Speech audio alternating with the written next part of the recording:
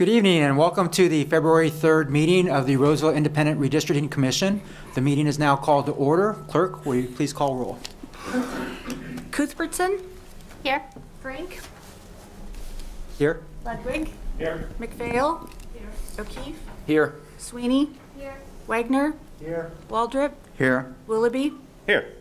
And Commissioner Broviac and Griffith are absent. Alternates Donor? Here. Kuhn? President. And alternate Slaughter is absent. We have a quorum. Thank you. Ryan, will you please lead us in the Pledge of Allegiance? Sure. Everyone, please stand. To the flag of the United States of America and to the republic for which it stands, one nation, under God, indivisible, with liberty and justice for all. Thank you. Before we open up to public comments, I just want to welcome our new city clerk, Carmen Avalos. Welcome to Roseville. Very much happy to be here and to serve all of you. Great. We'll try not to go until 1 o'clock again. Although I've been known to do marathon meetings, so I think I'm okay now. All right, we'll go ahead and open it up to public comments. Anybody who'd like to speak on an item, on anything that's not an item on the agenda, please feel free to come forward.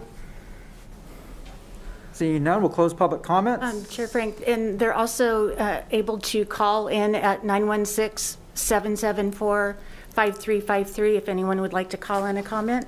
We have a staff member in the room. I will jump over there if I hear it. And just check to see if anybody called in for public comment.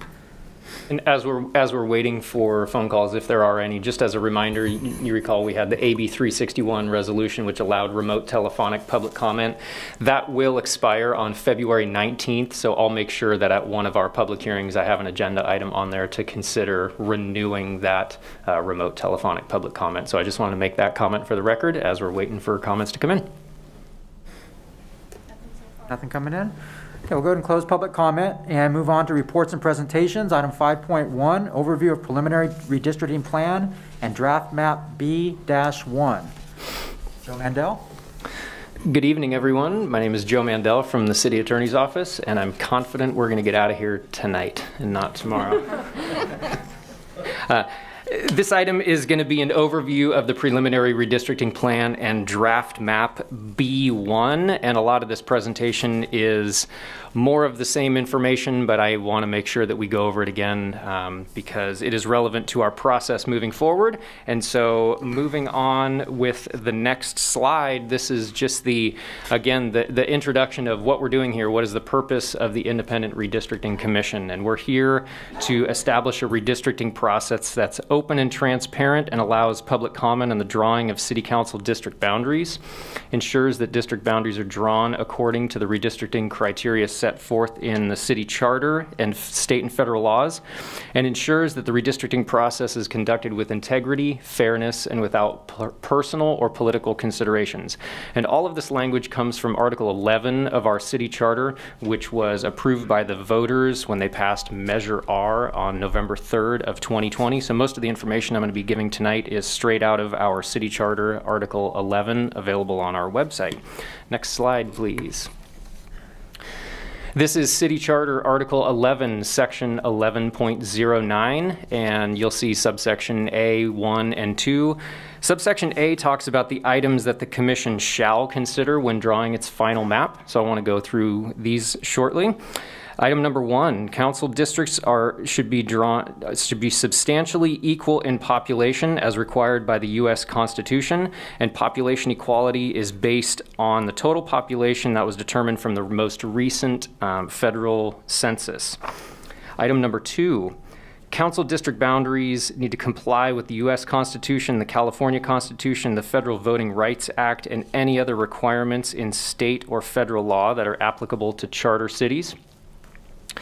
Moving on through our city charter, we're now at subsection B, which talks about the Commission adopting district boundaries using these criteria in the following order of priority. So item number 1 in order of priority is that to the extent practicable, council districts shall be geographically contiguous.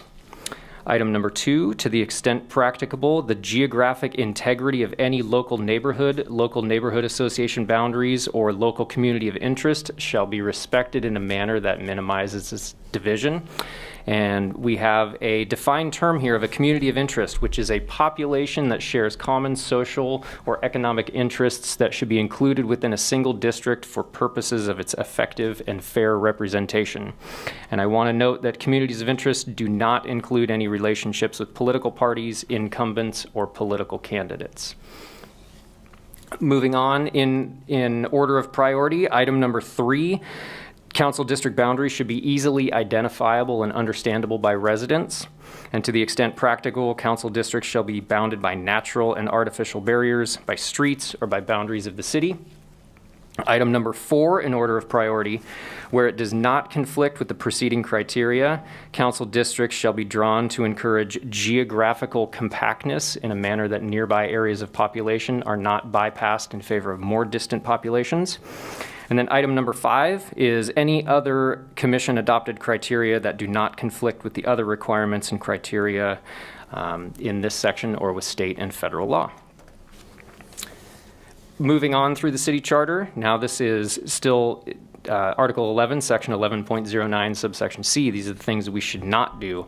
The commission shall not adopt council district boundaries for the purpose of favoring or discriminating against a political party, and the commission shall not consider the place of residence of any individual, including any incumbent or political candidate, in the creation of a map. So now we talked about some of the criteria that needs to be considered by the commission.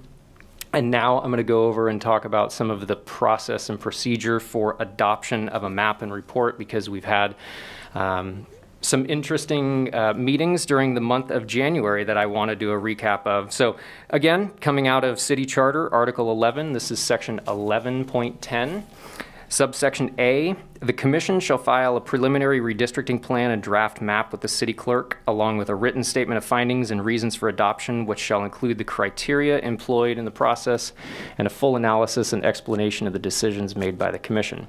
So the city clerk's required to publish that preliminary redistricting plan and draft map at least 30 calendar days prior to the adoption of a final redistricting report and final map.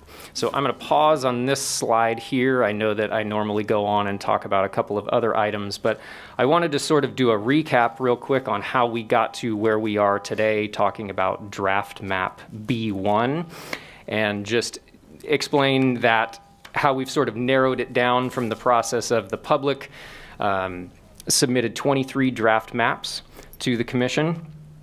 At its December 20th, 2021 meeting, the Redistricting Commission selected a group of 6 draft maps that were moved along for further public consideration at 6 public hearings in January of 2022. Those 6 draft maps were labeled as draft map A, draft map B, draft map C, etc. So those 6 draft maps were posted by the city clerk on December 22nd, 2021, and were available for at least 30 days for public review. And during that time, we held 6 public hearings in various districts within the city in January. And following those 6 public hearings, the commission held a meeting on January 24th, 2022 to consider the selection and adoption of a final map.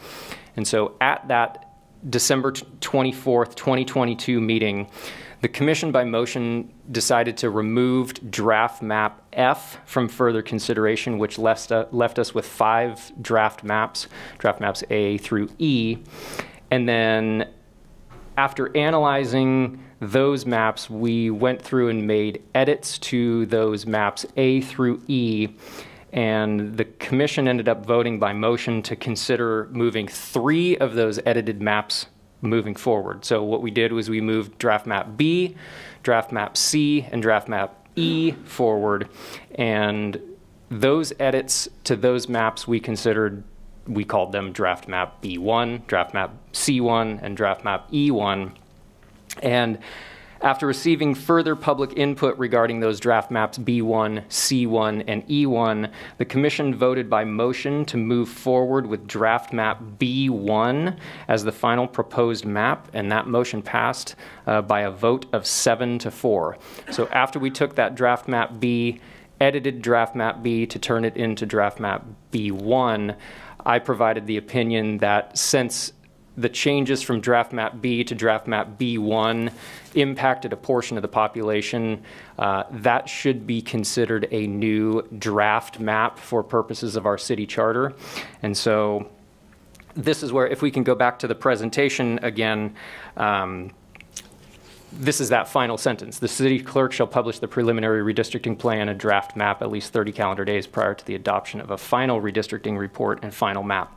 So I filed the revised preliminary redistricting report and draft map for draft map B1 with the clerk's office on January 27th, 2022.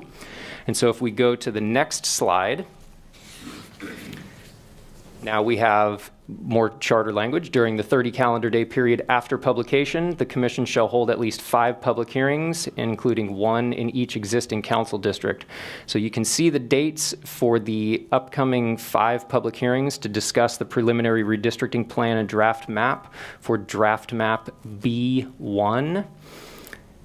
And then moving on to the next slide. After having heard comments from the public on the preliminary redistricting plan and draft map, the commission shall adopt a final redistricting report and final map. And a commission-adopted final redistricting report and final map has the force and effect of law and is effective 30 calendar days after it's filed with the city clerk, and it shall remain effective for the next 10 years. And important to note that the city council may not rescind, supersede, or revise the district boundaries that have been adopted by the commission. You'll note that I don't have a final date in here yet scheduled for a potential final map adoption date. As I mentioned, the preliminary redistricting plan and draft map for draft map B1 was filed with the clerk on January 27th. And so we tentatively have a meeting penciled in for Monday, February 28th for a potential final map adoption date. We're still waiting to see if we can hold the meeting on that date, get a quorum of everybody, but that's sort of the date as of now, which would be 30 days out from the publishing of the preliminary redistricting plan. But I want to just note that we don't have a final date set for that, so please, to stay updated, please visit our website at roseville.ca.us/redistricting. We do have a quorum, though. We do have one. Okay, great. So it does look like we will be holding that final map adoption meeting on Monday, February 28th. It would be at 6 p.m. and it would be in the council chambers. It is open and available to the public. There will be remote telephonic public comment available for that meeting.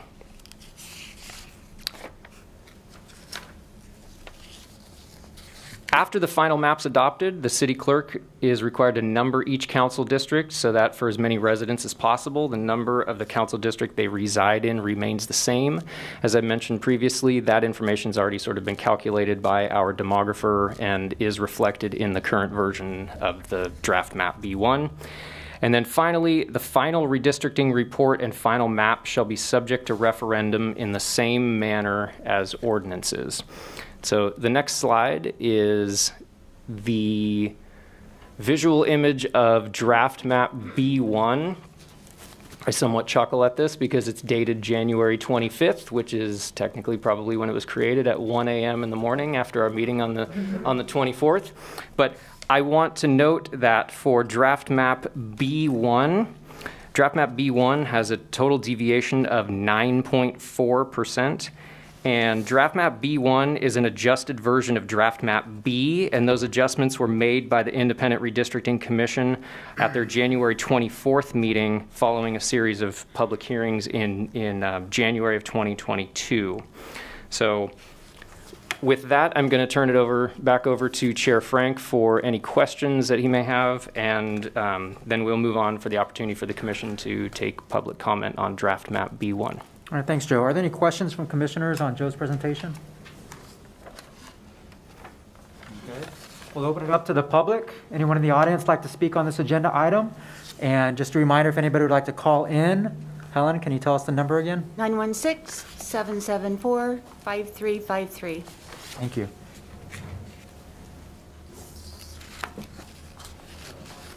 State your name for the record, please. Jay Reed. I'm a resident over in Johnson Ranch, and I'm sorry I didn't stay for the marathon on last Monday till 1:30. I'm a single parent, so I usually have to get home and get kids to bed. But I'm happy to be here, and I would like to once again express my sincere appreciation to the commissioners for their hard work in this process. I know it's not done yet, but that I did watch the Monday meeting, and you guys deserve a lot of credit. In addition to city staff, I think city staff deserves a lot of credit too. You guys did an outstanding job through this whole process, so thank you. I think, I've advocated for MAP C.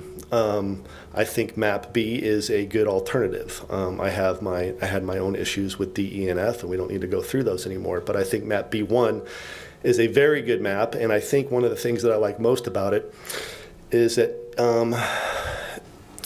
was that delay in voter participation analysis that the city did, and MAP B had the lowest of any of the 6 maps.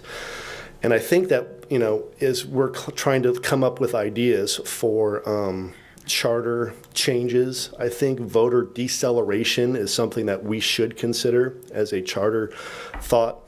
The California Redistricting Commission very much considers voter deceleration as part of their redistricting process. So I don't think it's out of line or out of bounds to have that as part of Roseville's redistricting process in the future. Thank you very much. Thank you. Anyone else from the audience like to speak on agenda item 5.1? Are there any callers on the phone? Seeing none. All right, close public comment. Anybody like to speak on this item? All right, we'll go ahead and close public comment and open it back up to commissioner comments. Seeing none. Joe, is anything else you'd like to add before we? I did want to just make one comment about Mr. Reed's comment about a suggestion for in the future, and I wanted to let everyone know that assuming we move forward with the meeting for final map adoption on Monday, February 28th at 6 p.m. in the City Council chambers, we're also going to have an item on the agenda theoretically following an adoption of a final map, which is going to be a debrief of this situation or of the whole process, and suggestions for the future, potential suggestions for charter when the Charter Review Commission comes around in 10 years, potential edits and revisions to the charter to consider. So thank you, Mr. Reed, for those comments, and start thinking of those things, because that will be a future agenda item as well for items that we can improve moving forward. This is our first time doing this, and I'm proud of how the process has gone so far, but we have a little bit more to go. And can you remind us when the next meeting will be and where? Yes. If we can pull up that slide also from the presentation, that would be wonderful. That has the 5 public hearings listed in there. There you go. Perfect. Thank you, Stephanie. Next meeting is going to be next Wednesday, February 9th at Maidu. And then the following week, we're going to have meetings on Tuesday and Thursday, Tuesday, February 15th, and Thursday, February 17th. And then our final public hearing will be on Tuesday, February 22nd in District 5 at St. John's Episcopal Church. And then come back here potentially on the 28th. Correct. Okay. Anything else before I seek a motion to adjourn from staff? All right. Is there a motion to adjourn until February 9th? I move to adjourn until February 9th. Is there a second? I'll second. Now a couple seconds. All in favor say aye. Aye. Any opposed? All right, good evening. Thank you for coming down. I think we broke another record.